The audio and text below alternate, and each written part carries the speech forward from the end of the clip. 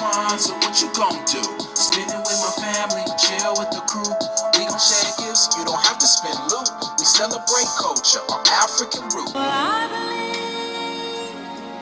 in the power of faith, in the will and the strength of our conscious mind. Habari Gani, what's the news? Today, January the 1st, the principle is Imani, faith. We light the green candle.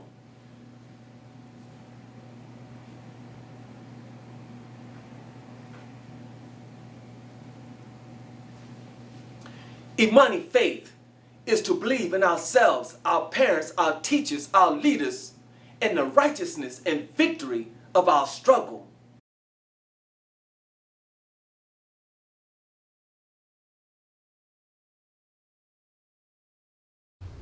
Habari Gani? Imani! Imani means faith. To believe with all our heart in our people, our parents, our teachers, our leaders, and the righteousness and victory of our struggle. I'm so sad that this is the last night of our celebration, but let's remember to exercise the principle of Nguzu Saba all year long. Yes, I'm a little sad too about it being the last night, but we definitely have a lot to look forward to for the next coming year.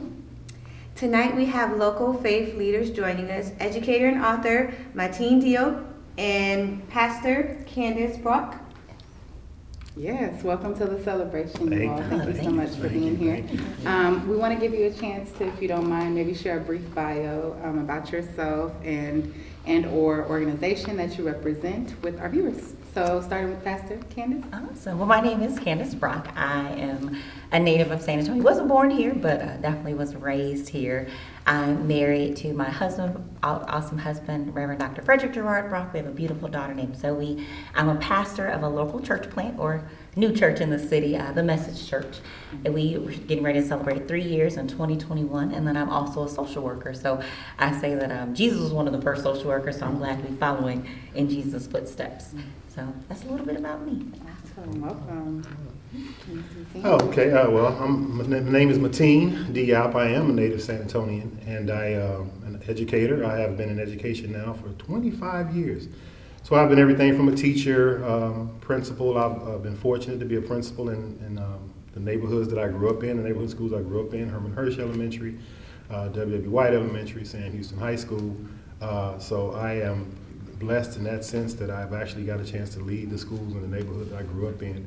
I am also an author. I have 2 books, well actually 3. Another 4th one is getting ready to come out. But the most recent one is called Inner City Public Schools Still Work, How One Principal's Life is Living Proof.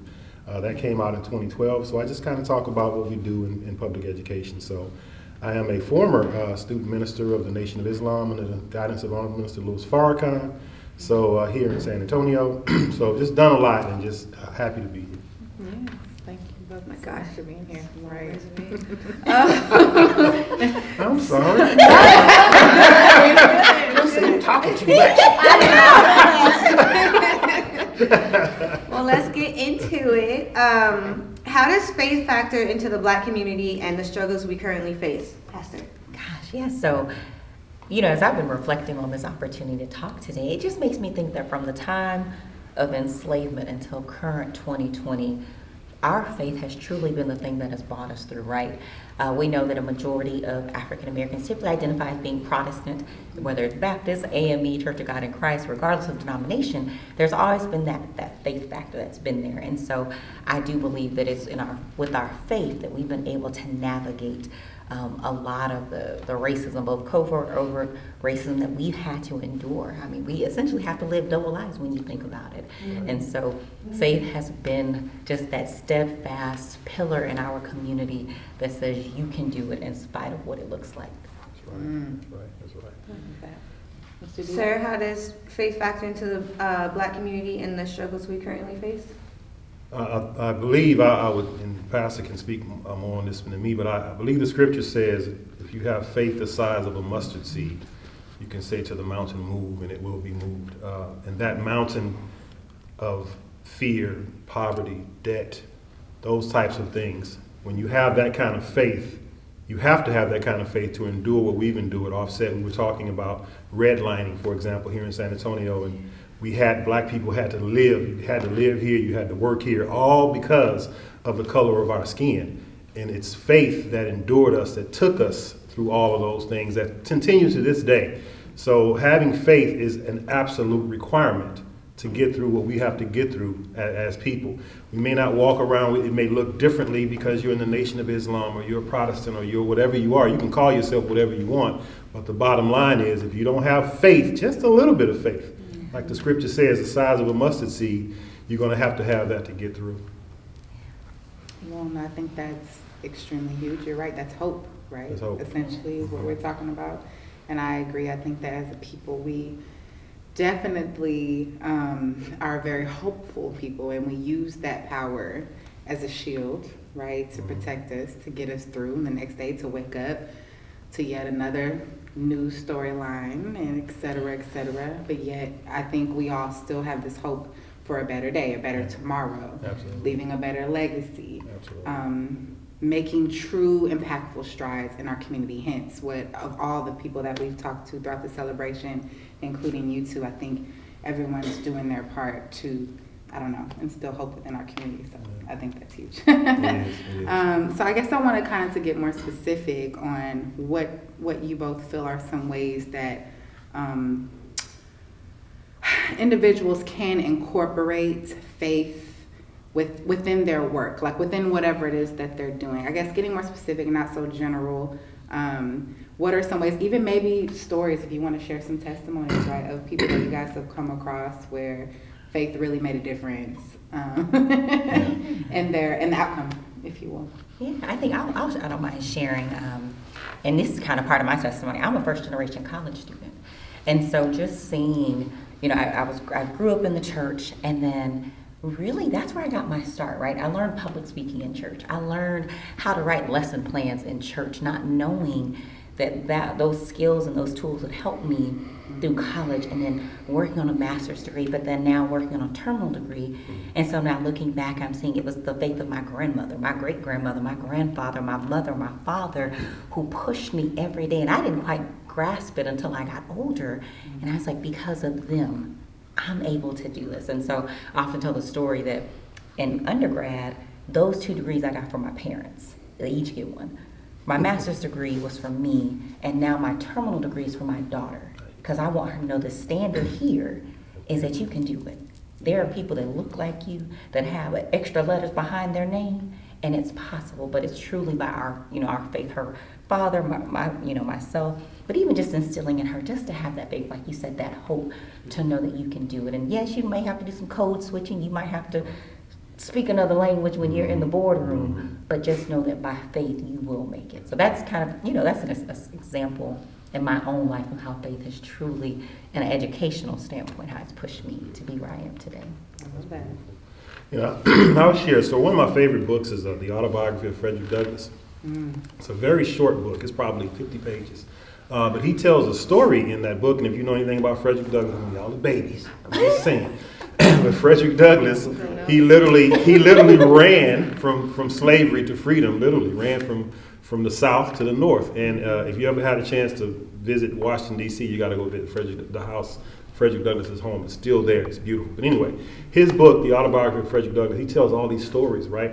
And he was talking, he told a story about, of course, he grew up in slavery, but he had this one particular slave master that used to whoop him all the time, beat him down, and he was always running. They catch him, beat him down, catch him, beat him down. So he said one day he was out walking, and he came upon a spiritual woman, is what he called her, and she gave him a talisman, like a rock. And she said, just put this in your pocket. When you're talking about faith, just put this in your pocket. As long as you have this rock in your pocket, slave master, well, you'll never get beat again, as long as you have this rock in your pocket. He thought this rock had some sort of special power, so he kept it because the spiritual woman gave it to him. So he put the rock in his pocket and kept it there. Went back to his plantation, slave master goes to beat him, he runs again. But he knew he had this rock in his pocket, so when they caught him and brought him back, he believed what that spiritual woman said about the rock in his pocket. So he said, I'm not taking no more whoopings. You can do what you want. You ain't hit me no more. And so he went to go try to hit Frederick Douglass, and Frederick fought him back. fought him to the slave master got tired and ran away from Frederick. And Frederick, long story short, Frederick ended up leaving and becoming who he was. But it was that faith in the rock. The lady knew that the rock meant nothing, but she had to put it in his mind. That's the key. She changed his mind, and the rock was just a symbol. It could have meant anything. They used to say the preachers would give you holy water and all that kind of. It could be whatever. The bottom line is getting you to change your thinking, and that's what happened with Frederick Douglass. And I think that's what we have to do as people. We have to change the way we think because so much is against us. But if we change our thinking, that's why I say y'all can't be from San Antonio. Something got in y'all's mind to made you do what you're doing now. And that thinking and that energy and that thought brought Pastor and I here and all the other people that you have. So faith is hugely important. Again, you have faith just aside, just a little bit, goes a long way. And that's what y'all have. That's what Frederick Douglass had. I think that's what we all have.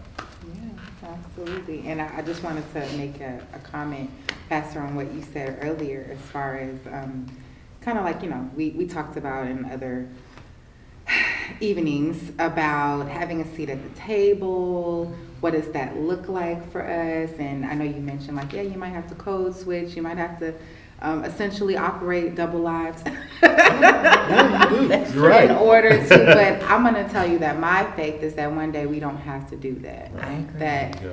we own and we're operating our own own. buildings. Your own And we're table. letting our people in. There you go. And having them come as they are. And of course, in that, still instilling, developing, if you will, from a professional standpoint, whether it be public speaking, whether it be how to dress, whether it be concepts, theories, whatever, basic skills or what have you. But I think that pressure of, feeling like in order to be successful, I have to tweak and change who I am. And I think that intimidates a lot of our people, right? Outside of the external factors and circumstances that we know are overbearing or what have you, between poverty and all of that, I think it's even just the means of, based on the color of my skin, I already have a preconceived notion or stigma attached to me. And then so with that, and then I can't even truly be myself stepping into this space. And I can speak for myself, being a young woman who's set, as one of the only African Americans and Black women as that, sitting on an executive leadership team for a nonprofit and feeling like I had to shut everything off about myself. And eventually having to walk away from that experience, like, oh, thank God. I don't want to do that again. I mean, and I went through that young, so it was like traumatic and what have you. But my point I'm making is, for us to be able to garner enough of our own support, enough hope amongst our communities, amongst everyone in this room, amongst those of you watching at home, for people to really, like you said, change your thoughts to change our reality, period. And our thoughts, meaning that yes, you can achieve that. Yes, we can be the owners of something. Yes, we can have our own tables, our own buildings, etc. And we can employ our own people. And we can build our own communities up, and we can use our own funding to fund our own dreams and all of that, right? That's the true Imani that I have burning through my core and my veins, and essentially is the passion that fuels the fire for what I do here today. So I love this woman. I didn't mean to go on soapbox.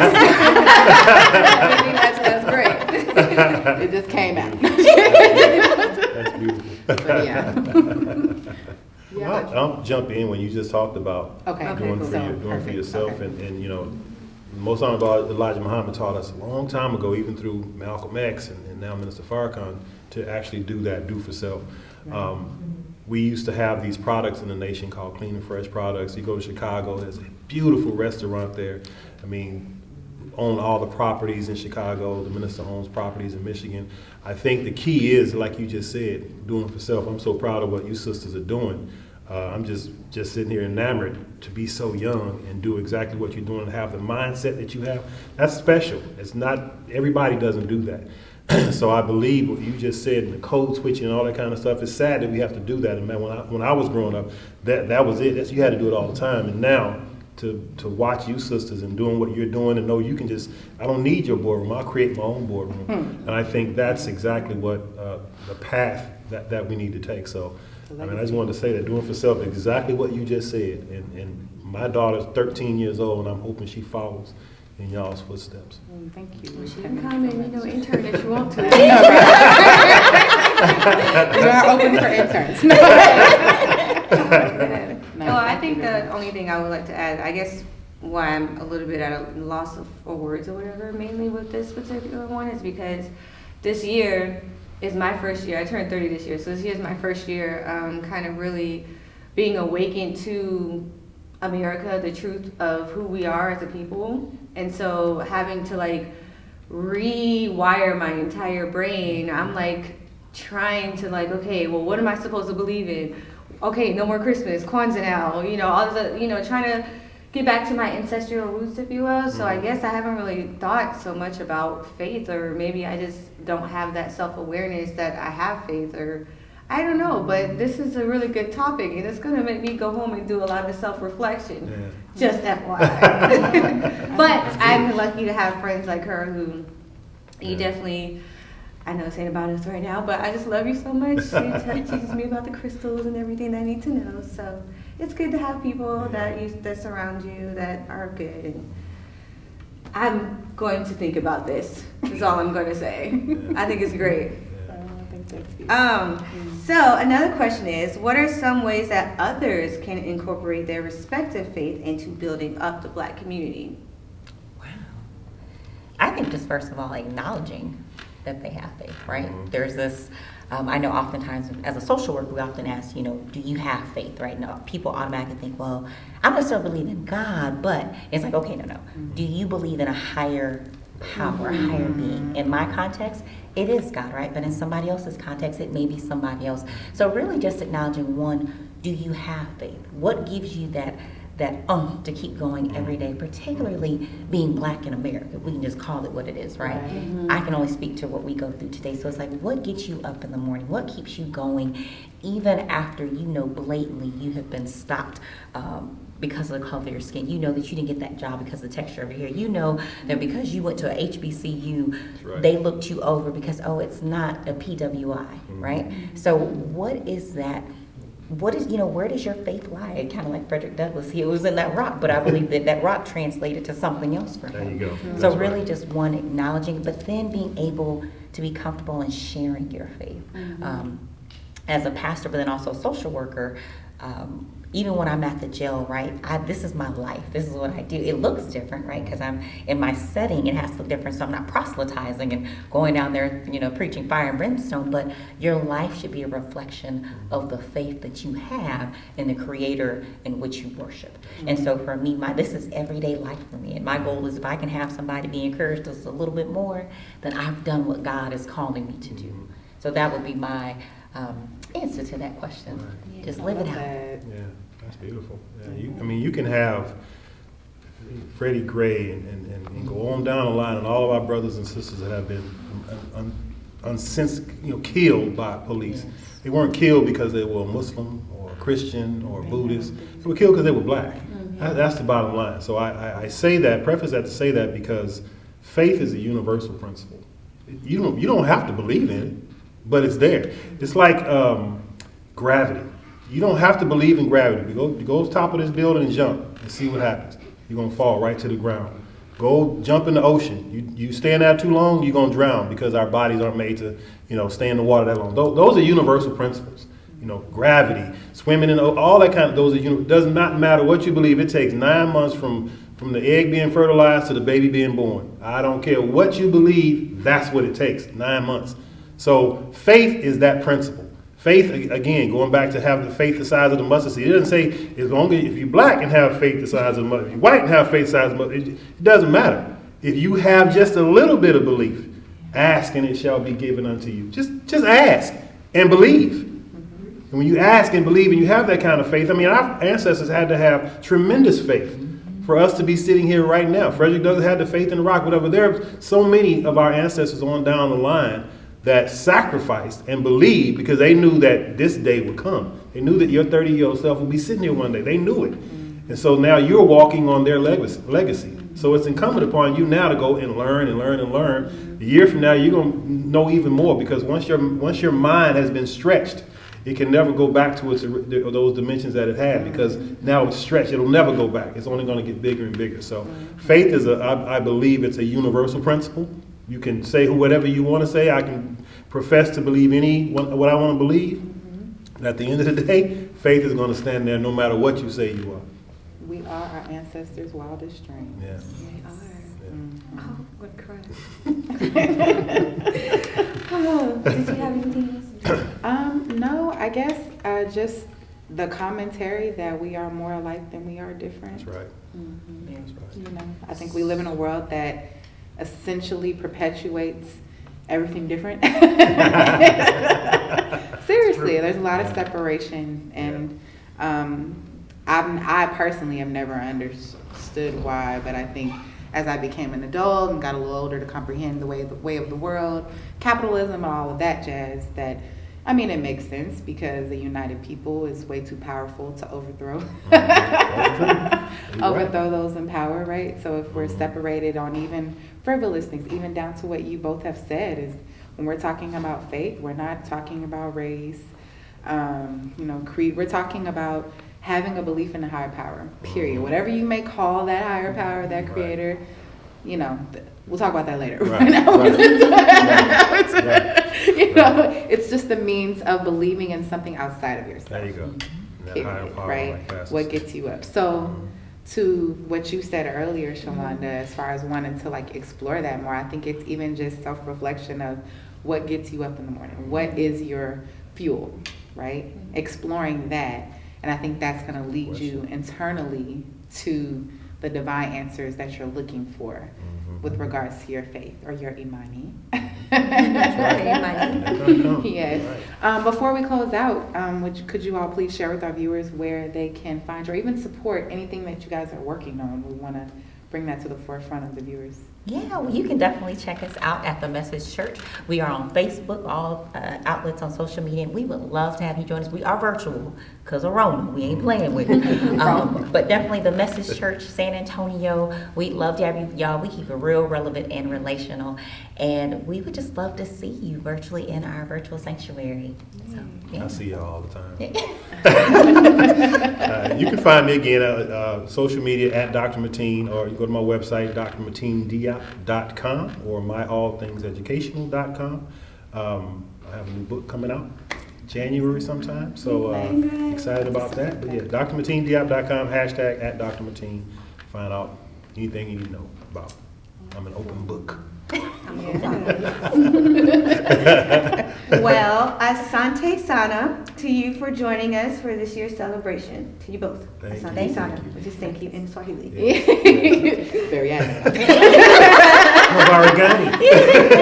you go. And please be sure to tune in and follow B-Raw Podcast on our YouTube channel. Please subscribe, like, and share our episodes with family and friends. We'd love to have you. And of course, check us out on Facebook, Instagram, and we are also streaming on Spotify, Anchor, and a few others. So we look forward to having you join our tribe, and we'll see you soon.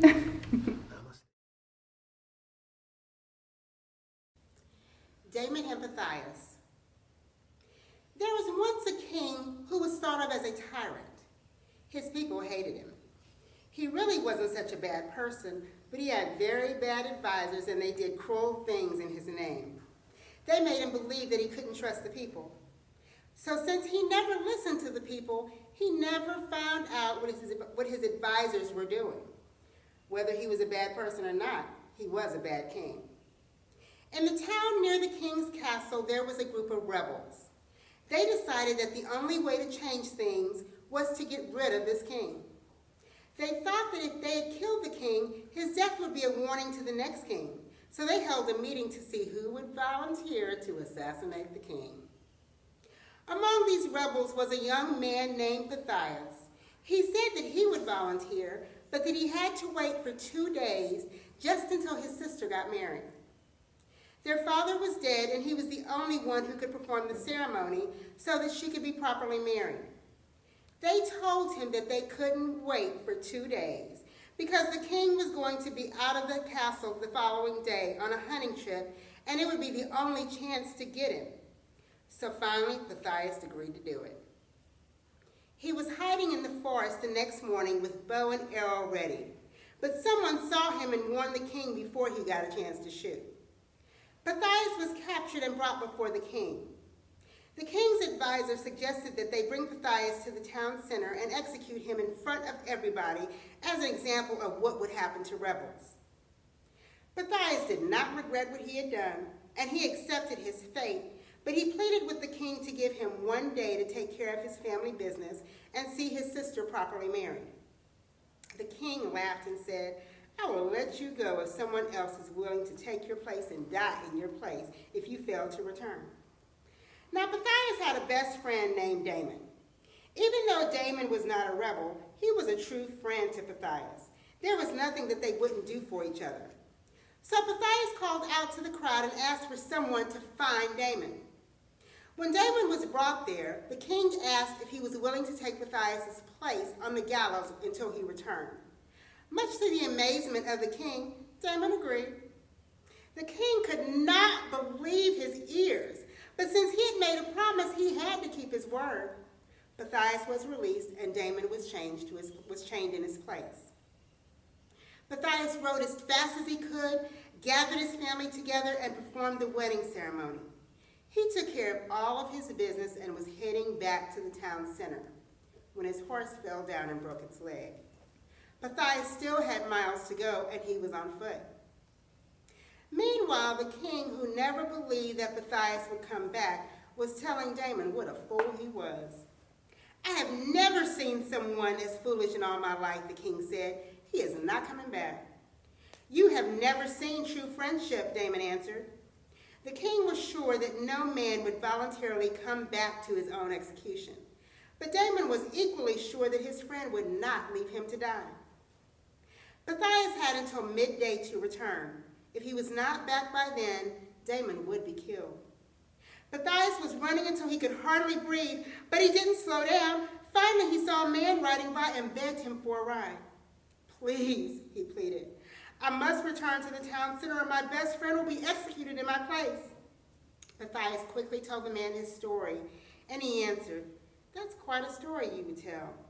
I would never forgive myself if I didn't see it through to the end." Matthias jumped onto the back of the man's horse and they raced to the town center just as the rope was being put around Damon's neck. "Wait!" shouted Matthias. "I'm here!" The king was shocked. "I told you he would return," said Damon proudly. "In all my life, I have never seen such friendship," said the king. "And now that I've seen it, I can't destroy it. I will let Matthias go free on the condition that you accept me as a friend as well." Damon and Matthias and the king became the best of friends. And with true friends at his side, the king began to see what bad advice he had been taking all of those years. He sent away all of his former advisors with the advice of Damon and Matthias. Guess what? He became a just and fair king. Imani, Faith. Ooh, this was so good. Wasn't it? You are incredible. Thank you so much for bringing this to San Antonio. Thank you for partnering with me. I definitely can't negate the fact that San Antonio's had Kwanzaa celebrations. They just been on a smaller scale. And it was my heart and my intent and my spirit to widen the celebration across the city because African Americans, they historically have been pocketed on the east side from the west side, but we live all over, have everybody on every side of town. So everybody isn't always hip and privy to where Kwanzaa happens. Right. So I wanted everybody to have Kwanzaa. And especially with this year, it's been such a hard year for all of us. And we deserve joy. I wanted to bring joy to San Antonio, and I was able to do that with the partnerships from SAAACAM. Thank you to the Texas Kidney Foundation. Thank you to the B-Raw Podcast.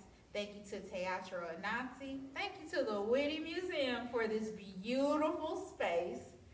Thank you to so many other people help me, Deborah. So thank you to, we had 2 production crews. Yes. Legend Productions every night. Yes. And Dove Productions Yes. with Baba Andar. Yes, absolutely. Thank you to Melanized Media. Yes. And also thank you to the Black and Brown Men's Initiative of San Antonio. Thank you for spreading the word on our behalf. Thank you to all of the Black-owned businesses. Thank you to Black Business Week for putting out the periodical that helps us condense all the big and small Black businesses in San Antonio. Again, you can find us in your local HEB. And last but not least, thank you to you. Thank you for staying home and being safe. Thank you for doing the right things. We understand that quarantine has been hard for everyone, but we wanted to bring you some joy, help share African American and diasporic culture to you all. Just as was said back on the NIA night, that we are not a monolithic people. We come from all different walks of life. We just all share the same hue. So we just wanted to show you the greatness that we have, just a piece of it. That's not even the tip of the iceberg in San Antonio. But we're so glad to have shared that at home with you and your families. There's so many ways that you can get involved in committing to supporting Black businesses, Black ventures, Black organizations, and so much more. So Deborah, you know I'm gonna get carried away. Drop that history, lady. Okay. I was gonna say, now, we're gonna need to do another segment for history.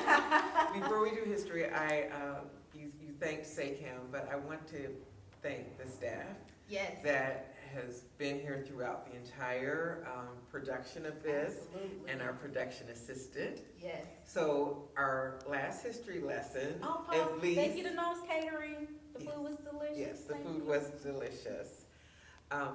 Our history lesson, Yes. which, by the way, all of this history that we discussed this week is available on the SAAACAM website, Yes. and so much more.